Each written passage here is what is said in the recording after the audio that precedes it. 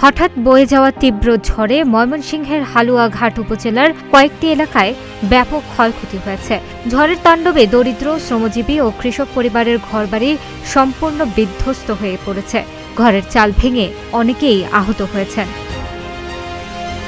ঘরবাড়ির পাশাপাশি ঝড়ে উপড়ে গেছে গাছপালা, ভুট্টা ও শাকসবজির ক্ষেতেরও ব্যাপক ক্ষতি হয়েছে। সামনে ঈদকে ঘিরে যেখানে আনন্দের প্রস্তুতি নেওয়ার কথা ছিল, সেখানে এই দুর্যোগে দিশেহারা হয়ে পড়েছেন ক্ষতিগ্রস্ত পরিবারগুলো। নতুন করে কিভাবে মাথা গোঁজার ঠাঁই তৈরি করবেন সে চিন্তায় দিন কাটছে তাদের।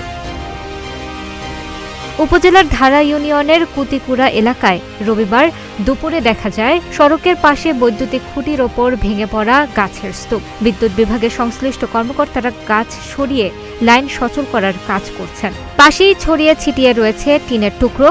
স্থানীয়রা জানান, সেখানে একটি টিন শেড চালকল ছিল। ঝড়ের তীব্রতায় যার টিনের চালা উড়ে গিয়ে দূরে পড়ে আছে।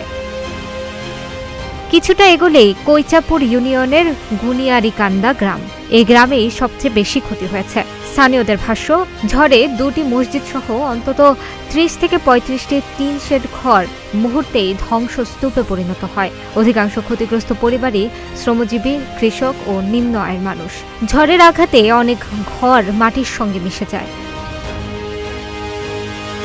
বিদ্যুৎ সরবরাহ কবে নাগাদ স্বাভাবিক হবে তা জানতে চাইলে ময়মনসিংহ পল্লী বিদ্যুৎ সমিতি ৩ এর হালুয়াঘাট জোনের ডিজিএম মাহমুদুল হাসান মুন্না বলেন, ৩৩ কেভি মূল লাইনের ৩টি স্থানে গাছ পড়ে খুঁটি ভেঙে গেছে। আমি নিজে উপস্থিত থেকে সকাল থেকেই মেরামতের কাজ তদারকি করছি। আশা করছি দ্রুত সময়ের মধ্যেই বিদ্যুৎ সরবরাহ স্বাভাবিক করা সম্ভব হবে।